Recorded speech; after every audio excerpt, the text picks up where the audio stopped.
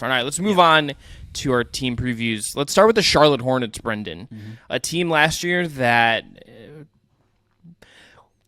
look, I'm not going to say I had a great time always watching the Charlotte Hornets, and some of that is because my most important player barely played last year, and that's LaMelo Ball. He gets the extension. He's got the keys to the franchise.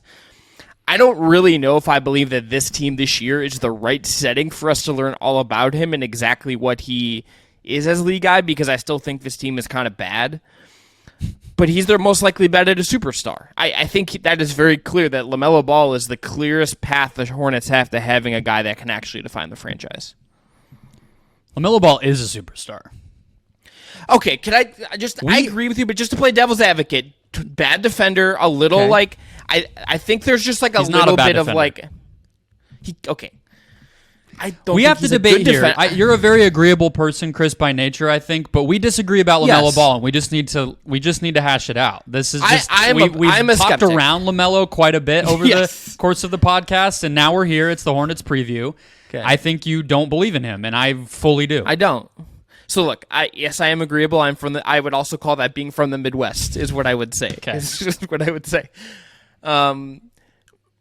I am a LaMelo Ball skeptic because I think there are times where he utterly transcends. There's other times where I think he's just like the chaos factor, the creation factor. It just like doesn't do. It's not just doesn't always feel conducive. It feels like a little too much flash for being like exactly what I kind of want as a league creator. It's not as careful as we're like. And I understand he's got good size, and I don't think he's as bad as a defender as he was as like a rookie, because like no one is ever as bad usually defensive as they are as a rookie, because you just like grow up and whatnot. I just don't think he's like an impact. I don't think he's an impact defender. I don't think he's like, and like last year, like, okay, advanced stat wise, just as part of my argument here, that was the worst he's rated out as an estimated plus minus as a defender here's the thing, last year. Like defensively, if we want to just start there, he gives me his second effort bad. He doesn't. Yes. He'll fight through a screen, but if the guy gets a dribble past him, it's done. It's done. And that's if he's supposed to be helping, but the guard is kind of already has like a head of steam, like he's not going to take a charge from the strong side. He's not going to try to rip out for a steal. But when I watch him and I imagine what a good version of Charlotte is going to be, which, now that Michael Jordan's gone, maybe they can actually build that. We'll see. A good version of that team with more structure, more well-fitting pieces, especially on the defensive end. Bigger, hopefully, not Terry Rozier and P.J. Washington and some of those undersized guys. I see a guy who can, maybe he's guarding the third or fourth best player most nights, but who can be a solid team defender and use his size to make an impact. Like, is he a better or worse defender than Tyrese Halliburton? I would say this might just be reputation. I think I would prefer Hallie as a defender. I think we've seen more when I think they're Hallie pretty is similar. I think Hallie probably has taken like a little bit of a step back because that's what you do when you become like the lead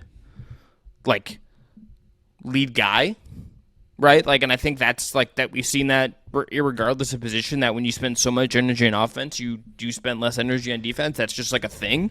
Mm-hmm. I think Halliburton was a little bit better before he kind of ended up like I think college. There was some real problem in college. Yeah, I think the projection of him to me is still better. I just want to see LaMelo like do some of the stuff you're saying. Like, I mean, look, he has like as a point of comparison. But why would he not? I mean, if he has the instincts and it's just Some like guys an just- effort but some- thing, some- like why would he? If he's on a Some team that's guys just not don't, like though. dog shit, why would he not? It's just some guys. I need to see it personally. So Halliburton doing it at Iowa State makes you feel like it's going to happen. But I think you saw him do it a little. I think you saw him do stuff at a little bit of a better level than you did like with LaMelo Ball in Charlotte, and that's somewhat on the Charlotte organization. I think that is on the Hornets organization for not like making it incentivized for LaMelo Ball to try. Like, okay, here's this thing. Here's what I'll say as a point of comparison. Darius Garland is like his upside because he's smaller on both ends of the floor is lower than LaMelo Ball's. yeah, Right? Because he's like 6'1", and he's never going to be as like beefy as LaMelo could be if he adds muscle and stuff. And he can't like switch in the way LaMelo might be able to if he hits some version of himself, right? Like, I actually would really like to see what it would look like if LaMelo like had to switch a bunch. I think that would be fascinating, just because that tells you a lot about effort and motor on that end. I think they switch, but it was so broken that it's the kind of switching where it's like, yeah, and then, the guy scored. Like that. Yeah, it's not. They switched and then they clamped down. It was not that. I want switching on like in a real team that is functioning, which like the roster is a little bit more conducive to that this year, but it's not all the way there. I've seen Darius like at least put in like the effort on all the stuff you're talking about that LaMelo doesn't do, and some of that is the team got better. Some of that is like the head coach situation in Cleveland worked out in a certain way that JB Bickerstaff like got that out of them. All of these things kind of coalesce. They also have Evan Mobley and Jared Allen, which I think super duper makes you look better when you're a guard like that. But I've seen like Darius do that stuff and play in a way that is like really feeding into an ecosystem. There are times where I think LaMelo, partly because of the organization and the players around him, I don't think has always played into an ecosystem in the way that I think his skills are going. So I am just a skeptic at this point in his career. It's only year 3. He's really young. It's been an awful organization. All that is fair. I am just somewhat of a LaMelo Ball skeptic at this point. Yeah. Heading into year 4, I think, to me, I still don't see the case for anything besides believing in LaMelo Ball. I think he's still up there with Cade Cunningham as the best version of this new generation of kind of unselfish, like run and gun point guards. That includes Garland, Halliburton, Josh Giddey, and then Cade and LaMelo. There might be others I'm forgetting. But I think LaMelo still has a clear path to being the best of all those guys. I think the chaotic good of kind of what he does on offense, I see as a plus. I think he actually can play off ball, and I really wish that they had drafted Scoot Henderson because I think that's part of what makes LaMelo Ball special. I think he actually... I agree with that. That we are in agreement. I think Scoot on this team over Brandon Miller, sign me up. Yeah, well, I knew we agreed on that, but... no, but like on this team specifically, I would rather see that to play the Melo like in a more combo situation in the off-ball stuff. He's and, like, comfortable. Honestly, that is it. Yeah, he's comfortable taking spot-up threes.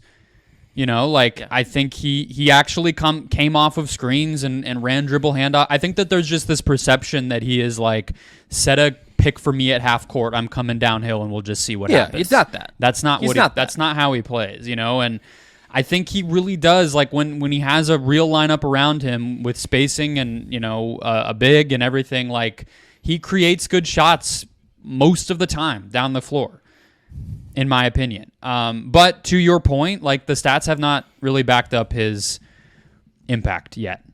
And the shot has come and gone. And there are a lot of things about his game that have to be fleshed out and proven. And again, to your point, I don't know if this is the year that we fully that the roster can bring that out of him better than it has. Because this roster didn't change a ton. They're getting Miles Bridges back, but other than that, it's a lot of the same, and you're hoping that some of the young guys maybe help, but, it's Terry Rozier again, it's Gordon Hayward again, it's, I don't even, beyond that, you're already getting to the end of the list of impact players, so maybe this isn't the year that proves my argument, but I still would fully be invested in LaMelo Ball. I mean, not as the team, of course they have to pay him, but I'm still keeping the stock. I'm not selling it, and I think he is the type of player you can build a great team around. I am willing to be convinced. I'm a little skeptical, and I really just look to my original point. I don't know if this year is exactly where I feel like I might. Like, this roster is still just weird. Like Boo Knight has been a miss. There's a bunch of rookies on this team. Gordon Hayward is like old, and I don't know if his body works anymore.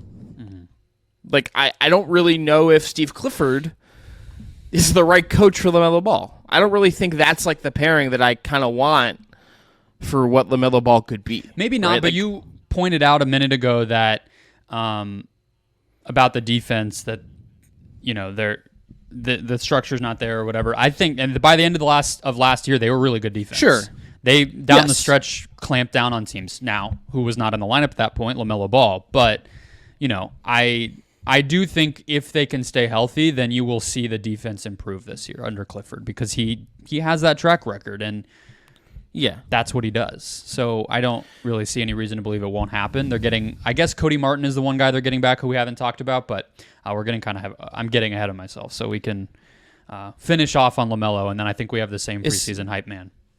So is he LaMelo's your most important player? Yeah.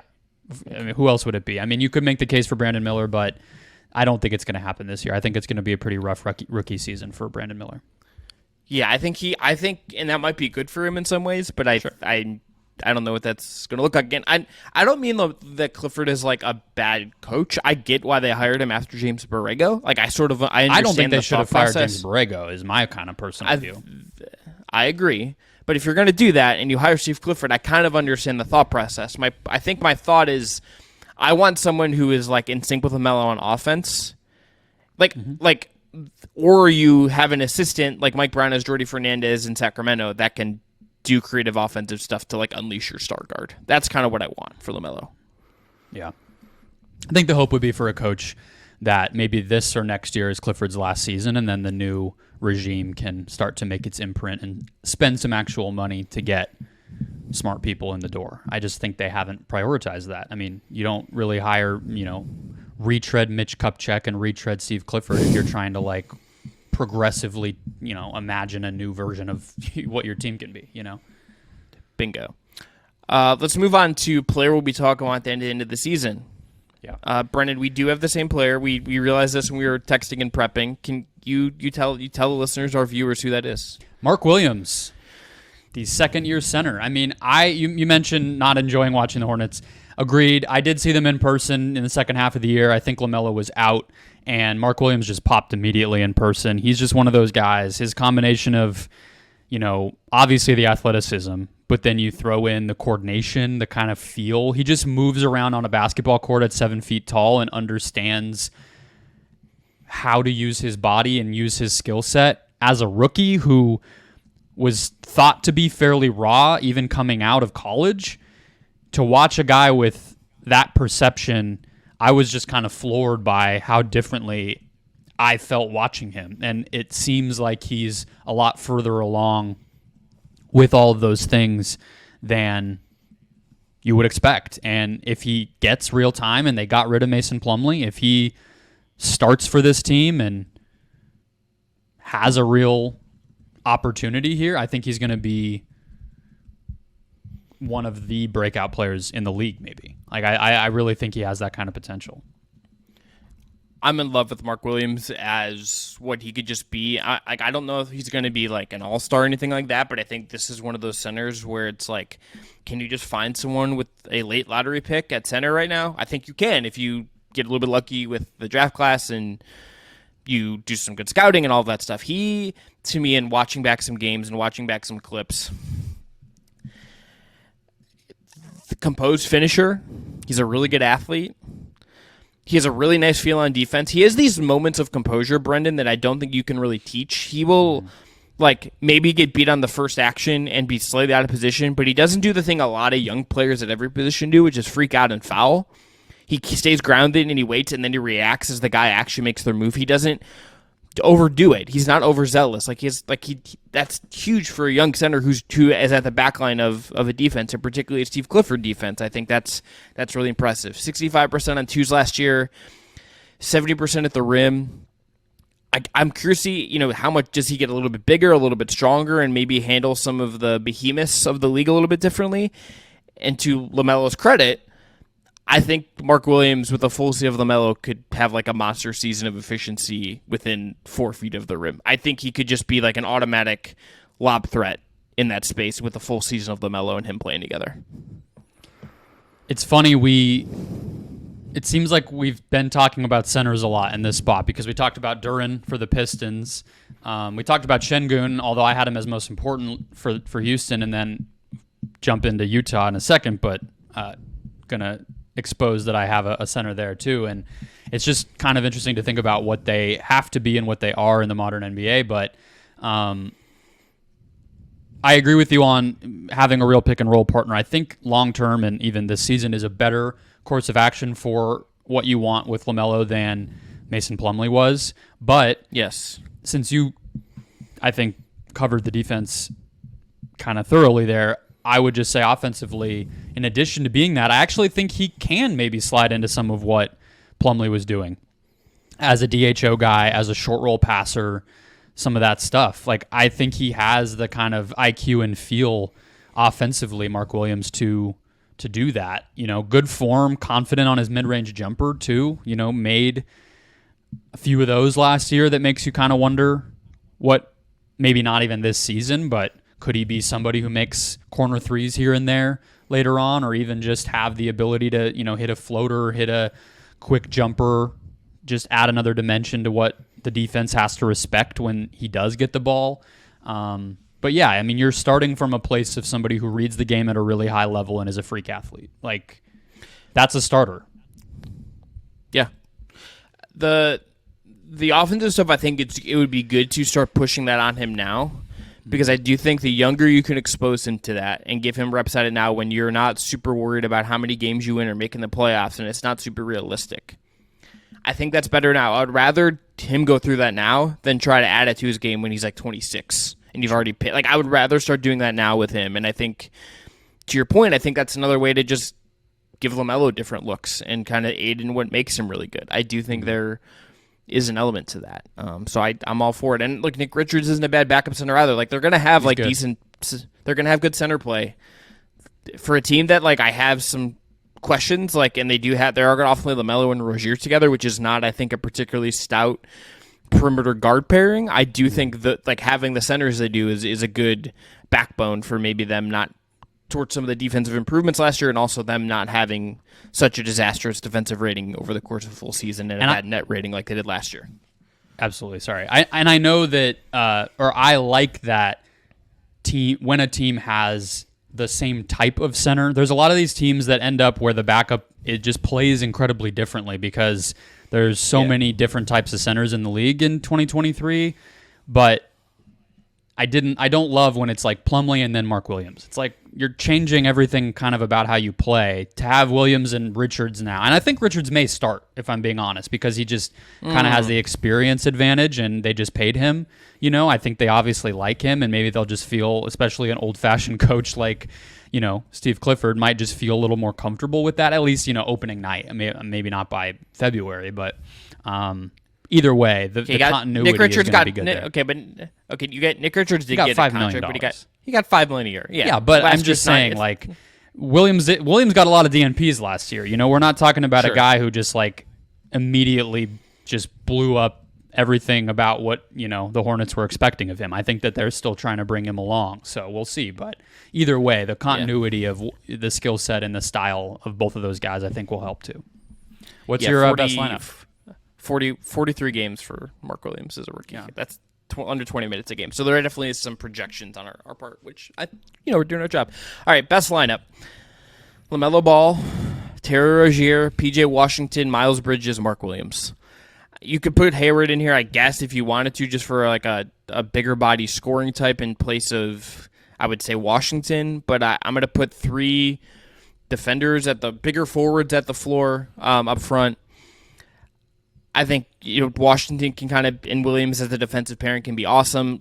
Miles Bridges was accused and all of that of some very heinous things. As a basketball player, he's good, so he's going to be on the floor. Like, he's back, and there's kind of an uncomfortability about that. I get that, but he's going to be there. But to me, the lineup, it's LaMelo. He's your league creator. Rozier, secondary guy, can really get hot and torch teams.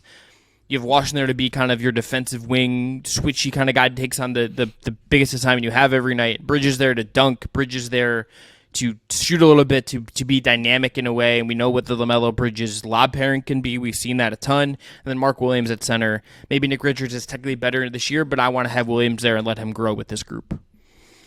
I love it. It's very similar to what I have. I want to, with these previews, the past couple, I had the best lineup from last year in my notes and kind of forgot to say it, so we should go over that as a point of comparison. But in this case, the team had so many injuries and problems that we'll start it with Utah. But I think everything you said makes sense. My best lineup for the 2023-24 Charlotte Hornets, I'm going big. LaMelo Ball. I have Gordon Hayward at the 2.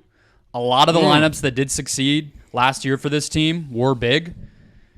Rozier might have been on the court, but he was smaller. Hayward is going to give you playmaking. He's going to give you shooting. He's going to give you IQ. Defense is good enough. Miles Bridges, there may be some rust. There may be some, criticism, and he may have to handle that. Don't really care, but he's a good player. If he's out there, he's going to make an impact. PJ Washington, I believe in. I think with Steve Clifford's take away the paint style defensively on the backside, they might use Mark Williams, who is my center in this lineup, to kind of muck things up, go out on the perimeter more, hedge, blitz. But PJ's length and size and IQ, I think, will really help there, and that's part of why I like the size overall. So that lineup gives you spacing, playmaking at every position, and enough length and size on defense that I hope it can be passable. But if that lineup stays healthy, this team's going to be good. And that might give away my over-under a little bit. But I think that 5, plus you still have Rozier and some Cody Martin, some other guys, like, it's not a bad top 7, 8, 9 when you really think about it. Yeah, 100% agree. Okay, let's us now go to best case. Brendon, for me, the best case is pretty simple. LaMelo Ball ascends in a big way. Mm-hmm. Miller is competent / good as a rookie, someone looks like they can build with. And Mark Williams does take the step forward we've kind of outlined here, and you feel really good about him going into his 3rd season. You feel like those 3 guys as the backbone of your young core, that's what this is about. You maybe get some more wins than you expect because of some of the veterans you have, but this is the way here. It's the young guys proving they're good and worth it, and that, like, whatever's coming here, you have those 3 guys as kind of your 10 piece, and then maybe you can also turn some of these veterans into assets to play around with and give yourself some more flexibility. Little Din Djarin there. This is the way. I liked it. I saw a Halloween costume yesterday at Target that was Grogu, but you literally just put the entire ball carriage over your whole body, and there's no head hole. That was the costume. And I'm like, Target usually is not like doing like goofy costumes, like joke costumes, but I was like, I really feel for anybody who actually tries to wear this and just like passes out from not being able to breathe. Anyway, my best case. I'll do an episode in that outfit for if we record on Halloween. If we get to 2,000 subscribers by Halloween, I'll go buy that, and then you set the number high enough where you're not going to have to do that. That was very smart of you. All right, best case. I have the young centers keep developing. The offense returns to the heights of 2 years ago, even with James Borrego gone. They were the number 6 offense the year that Borrego got fired. They were 43-39, had the number 6 offense in the NBA, and Michael Jordan was like, hasta la vista, James. It's over. And then if all that happens, I would say Charlotte hosts a play-in game, like 7-8 seed. Okay, that's interesting. Worst case. I don't know if I'm quite that high in them, but I think that's interesting. So I think the worst case is about the young guys. Is Miller just like a lost puppy who doesn't do anything positive as a rookie, and meanwhile like Scoot's maybe killing it in Portland. Williams just kind of stalls out, and like maybe some of the promise doesn't project over 70 games as did in 50, or he's just young and he struggles. I think the worst thing that could happen here is in some way they end up in the wilderness looking for an identity, Brendon. I think that's where this is at. If they are in the wilderness this year and it's just like, I don't know what this is, I think that lack of clarity would be really tough for them at this point. My brain just kind of stalled here for a second. This is the team that Kenny Atkinson was supposed to coach, right? Okay. Yes, and I think Kenny Atkinson coaching LaMelo Ball and having a center like Mark Williams to me would give me some real good Brooklyn Nets vibes. And then I think with a higher ceiling if you build it correctly. I mean, I kind of wonder what happens if like they go through this season. I think they could be pretty good, but whatever happens, and then they just they just call Kenny back up, and they're like, hey, the Warriors have everybody's over 35. Steve's not retiring anytime soon. Can we double the offer?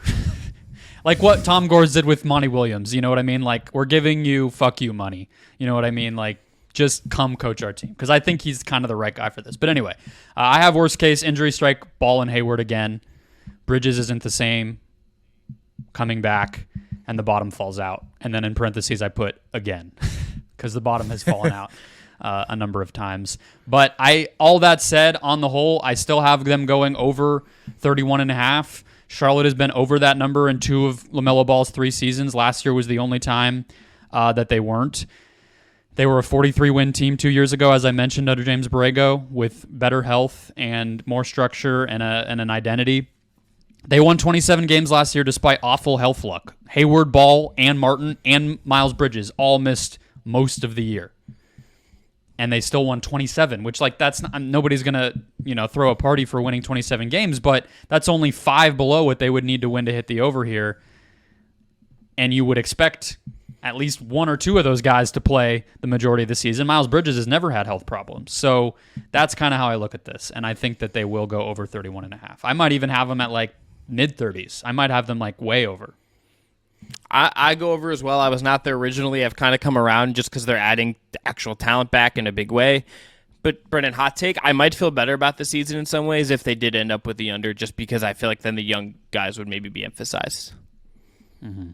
And I do think this team needs another really high lottery pick. I think I'd feel better about them if they had one more blue chip thing, because they had the part of the reason they are where they are right now. I think that's not really something you get into in a season preview fully. Is they have, aside from Williams and LaMelo, I think done a really horrid job in the draft the last couple of years. It's Terrible. Been bad. It's been really bad. So they're lacking in terms of the talent. I think they need to really maximize around. They have 3 guys that I really like. Or at least 2 I really like, and we'll see about Miller. But I think there's a world where you maybe got to go chase some assets and play the upside game a little bit. Can you just get a first? Can you get a decent first out of PJ Washington in a trade, and then maybe you get the 7th best lottery odds, or if someone also wants Miles Bridges and Gordon Hayward gets a buyout, and you can reset that way. I don't think that would be the worst thing in the world. Yeah, I do just want to close by saying, because we didn't talk about Brandon Miller a ton, and I kind of threw out I think it'll be a bad year. I think it is often a bad year for a rookie wing, especially one who's thin like he is. It's just hard for him to make an impact on the game. He's not ready to handle the ball. His shot may be fine, but it's not. I doubt he's going to be a 40% shooter right away. And defensively, what's your impact going to be if you can't guard bigger players very well, and you're not the team's best option to guard the point of attack either. I don't know how many minutes he gets, at least early in the season. So that's where I am with Brandon Miller. But long term, I think he'll be a starting caliber player, if not better. I think he's a good player. I just the pick was a question mark. His rookie season might be rough, and so for this conversation, that's kind of where I'm at. Yeah, I think that's all.